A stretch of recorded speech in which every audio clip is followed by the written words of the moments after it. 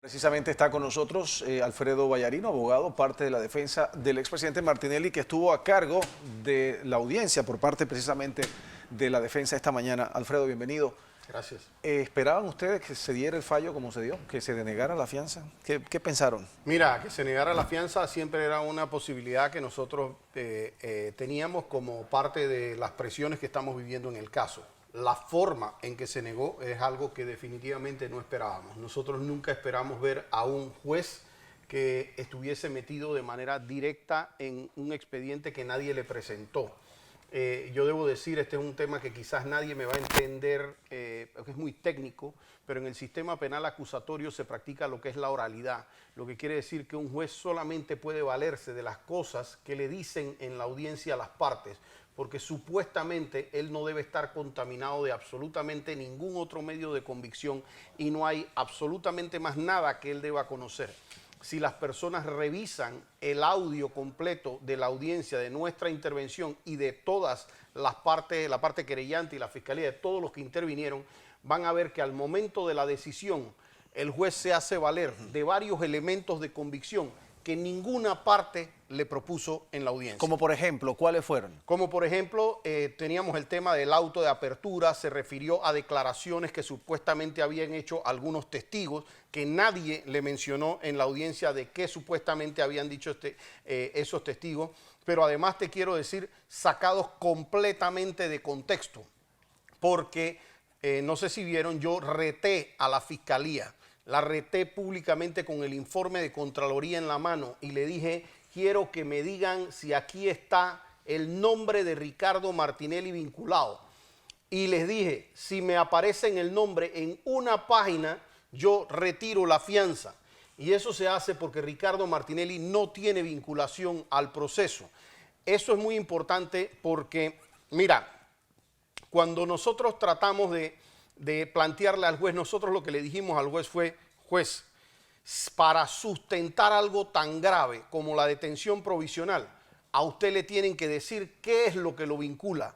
Y la fiscalía nunca le pudo decir a él: Ricardo Martinelli está vinculado. Entonces el juez es el que termina haciendo una propuesta diciendo: lo que pasa es que Ricardo Martinelli, como era, es decir, no hay testigo que lo señale, no hay perito que lo señale, no hay un informe que lo señale, pero él era el jefe del Consejo de Seguridad. Pero el juez, antes de dar su decisión, él argumentó varios puntos muy importantes, inclusive habló de 4 delitos muy puntuales que se supone que de los que se le señalaba al expresidente Martinelli, como por ejemplo interceptación de las llamadas telefónicas sin la autorización judicial, la vigilancia y seguimiento también sin la autorización, etcétera. Habló también de peculado, malversación y peculado de uso. Sí, correcto. Entonces, en eso basó él, en parte, solamente. Y te quisiera decir, tú viste... ¿Eso no es correcto? Tú viste a lo largo de la audiencia, ¿verdad?, que en algún momento dado se estuviesen hablando los temas que él conversó como tales. Eso no lo dieron las partes. Esto no se habló. Entonces, eso no se habló. No se habló. Obviamente, él incorpora una serie de elementos que no le son traídos por las partes. Y eso es vital en el sistema penal acusatorio. Fíjate, yo no tendría ningún problema con que él me hubiese dicho a mí, mira, ¿qué sucede? Fíjate que nosotros tenemos, yo considero que se mantiene un peligro de fuga, que hay este tema y por eso nosotros negamos eso.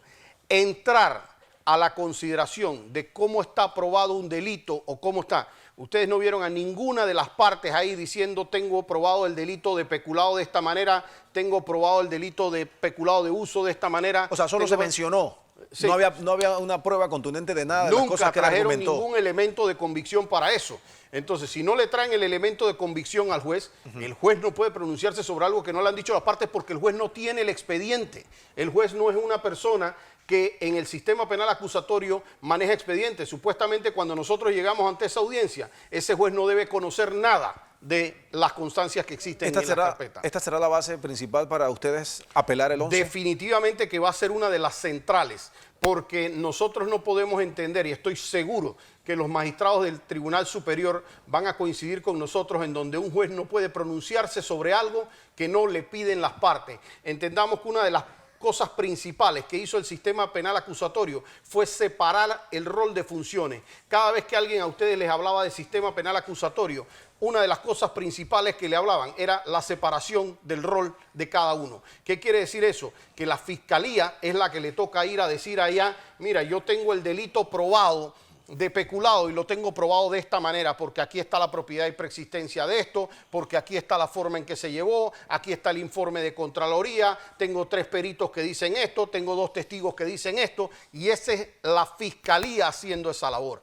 Esa labor no la hizo la fiscalía en la audiencia, y luego el juez dice, si bien él se cuidó en cierta manera de decir, bueno, claro, y no estoy diciendo esto que al final represente culpabilidad porque eso se determina en la audiencia de juicio oral, lo decía con mucho cuidado, sin embargo, por así decirlo, iba como quien dice un puntito en el cual él no debía meterse, ¿no? Alfredo, me llama la atención y he visto por la interpretación de la prensa que se esbozan varios conceptos y me gustaría que los aclararas. Uno es que decía el juez que no hay variación en el proceso que se ha presentado, es decir, que ya temas incluso habían sido resueltos previamente, como el arraigo, por ejemplo. Ellos se refieren que ya se había dicho que el presidente lo tenía obviamente, sí, que se había resuelto una cuestión de derechos humanos que expusiste también en las declaraciones y que prácticamente se esbozaron los mismos argumentos que previamente fueron resueltos. ¿Qué tienes que decir frente a eso? Y también me llama mucho la atención, otra interpretación que se ha sacado a través de la prensa es que el juez hablaba de preservar también la seguridad de las personas a quienes se le habrían violado los derechos y qué tanto sustento tuvo en este sentido, o si es que el expresidente Ricardo Martinelli representa un peligro para las personas que le están acusando. ¿Tiene esto algo que ver? Fíjate, te quiero dividir la respuesta. Lo primero, la interpretación que haya hecho o no un juez, yo como abogado la respeto. A pesar de no compartirla, me corresponde respetar lo que un juez pueda interpretar o no. Esa no hubiese sido la parte incorrecta, si se quiere, de un juzgador. Lo incorrecto es la forma en que él supuestamente ha llevado a hacer algunas conclusiones.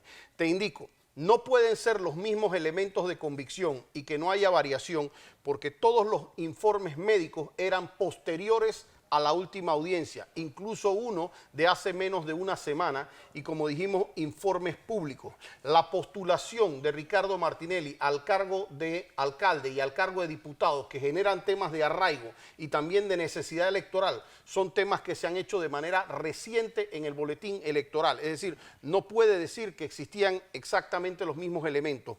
El tiempo que ha corrido Ricardo Martinelli en detención provisional es completamente distinto al tiempo que tenía inicialmente cuando se decreta la detención sobre Ricardo Martinelli. Es decir, sí hay elementos puntuales que cambiaran. Ahora, que él hubiese dicho, bueno, yo no estoy de acuerdo, a mí no me parece que han hecho una variación. A mí como abogado me hubiera correspondido simplemente respetar y hacer la apelación, que en efecto es lo que haremos. Pero el hecho de que él, para entrar en consideraciones, se ponga a valorar elementos y documentos que yo no sé ni cómo llegaron a sus manos, porque es que ninguna de las partes dijo, señor juez, yo le estoy presentando este tema del auto de apertura a juicio, yo a usted no le estoy dando la declaración de este testigo, o sea, eso no se dijo en la audiencia de juicio oral, y es la única manera en que un juez hubiese podido tener conocimiento, porque en sistema penal acusatorio se maneja la oralidad. ¿Qué hay respecto a esta ley que dice que protege a las víctimas? Que ese punto también es llamativo. Sí, te explico. La ley 31 de 1998, a la que él hizo alusión, fue cambiada por el Código Procesal Penal. El Código Procesal Penal lo establece en su artículo 80, cuáles son los derechos de las víctimas.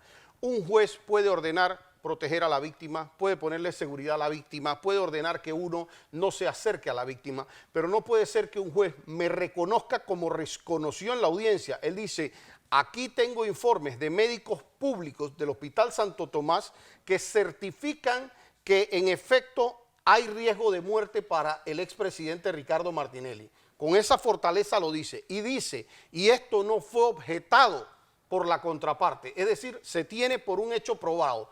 Pero pesa más hacer una protección a las víctimas. Las víctimas han estado 4 años o 5 años en este proceso y a ninguna le ha pasado absolutamente nada.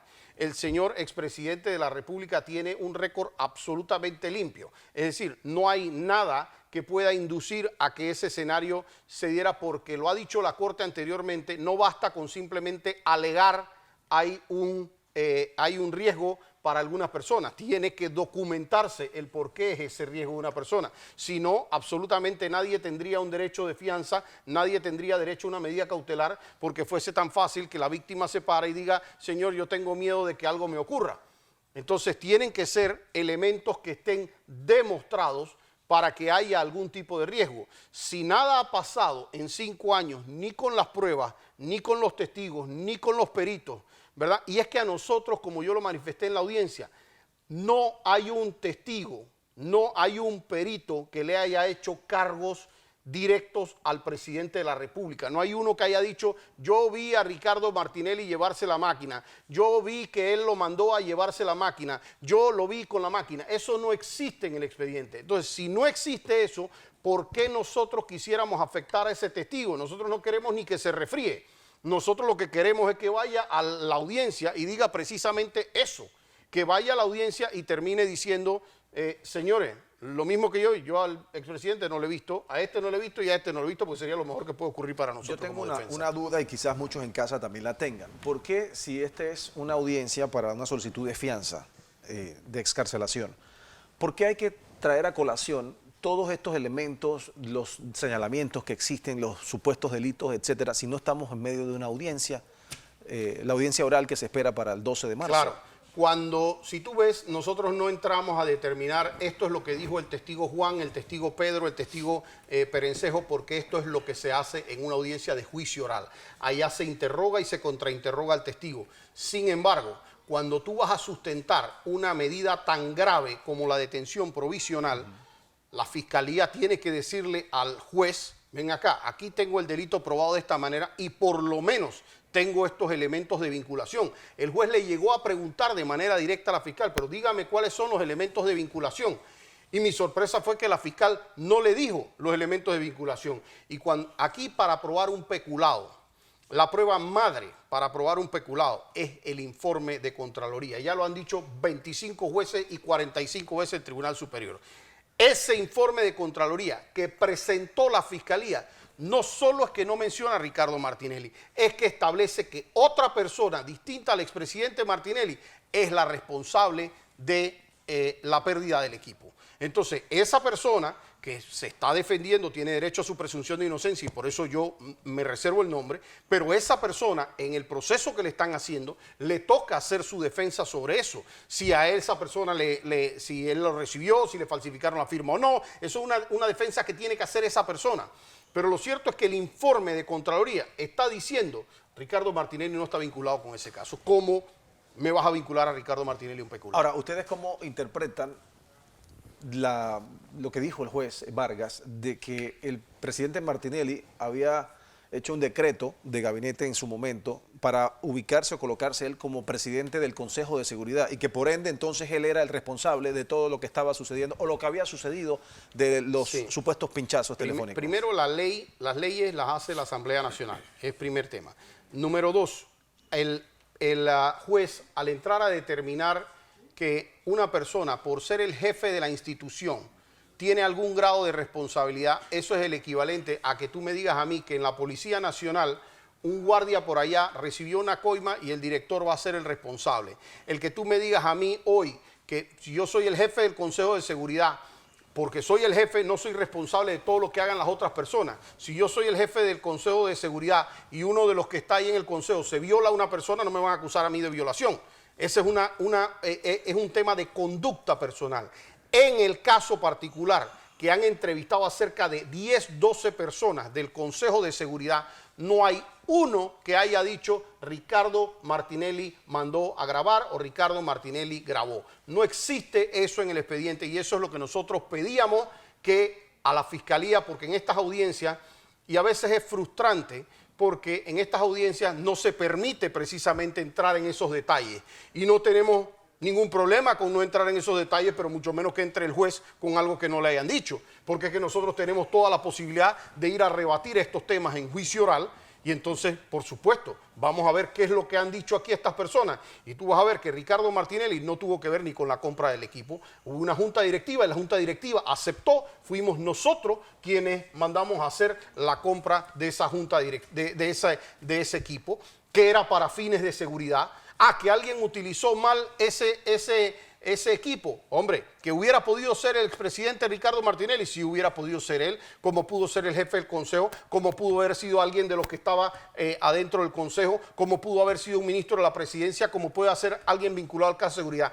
¿Qué te demuestra quién sí y quién no está vinculado? Hombre, los testigos, los peritos, los informes que tú tengas. En la actualidad, y ya se presentaron todas las pruebas que supuestamente van a juicio, en la actualidad ninguno le ha hecho mención de una relación directa al expresidente Ricardo Martinelli. Y por eso, de nuevo, cuando yo reté en la audiencia a la Fiscalía, preséntame los elementos de convicción que tú tienes en contra de Ricardo Martinelli, no los podían presentar porque no los tienen. Ahora, ustedes insisten y exponen constantemente que están en un caso con ribetes políticos. ¿Qué dice el expresidente después de esto y después de este resultado? Bueno, el presidente, y no sé si lo vieron, lo dijo desde la audiencia, que a él había recibido un mensaje, lo dijo él de manera abierta directamente del presidente de la República, que le habían mandado a decir que no se preocupara, que a él no le iban a dar las fianzas, ¿no? Él siente una frustración, obviamente, de estar ante un sistema que esperamos que sea distinto. Siente que, y al igual lo sentimos nosotros en la defensa, que en algún momento nosotros sabemos que el sistema tiene gente que puede tener temores o que es muy obediente o que está buscando algún tipo de mérito, pero sabemos que en algún momento nos topamos con gente que son gente buena que hay en el sistema, que saben fallar en derecho y que al final de cuentas nos deben dar la razón. Nosotros no hemos tenido, no es la primera vez que a nosotros nos ocurre esto. En el caso del señor Birsi, por ejemplo, yo tuve negaciones de fianza varias veces abajo y tuve también que subir a habeas corpus y tuvimos negaciones en el segundo tribunal y al final de cuentas se terminó concediendo la libertad después los distintos recursos que fuimos haciendo. El mismo expresidente Ricardo Martinelli, no sé si ustedes verán la frustración que se tuvo en el momento cuando al principio no querían bajar la competencia con un tema de un amparo, negaban un amparo, venían con el otro, pero al final de cuentas tuvieron que aceptar que la tesis que planteaba la defensa en efecto era la correcta y que la Corte Suprema de Justicia no era la competente para mantener el caso de Ricardo Martinelli. Que ese, valga de paso, fue otro de los elementos novedosos que nosotros planteamos de que eso había generado una demora que no era imputable al expresidente Ricardo Martinelli y que le generaba una demora en su causa. Entonces, que las decisiones de primera instancia pueden ser revisadas, claro que sí. Y hemos tenido muchas decisiones de primera instancia y esperamos que sea revisada en una instancia de Tribunal Superior de Apelaciones. Sabemos contra lo que nos estamos enfrentando, sabemos que hay un presidente que no gusta del expresidente Ricardo Martinelli, sabemos que hay un condimento político y mediático importante, pero a nosotros nos corresponde hacer nuestro trabajo en derecho y seguirlo sustentando hasta el último día que estemos en la defensa. ¿Qué sigue entonces este lunes? El lunes nos toca generar la apelación. Nosotros vamos en primera instancia a temas de forma.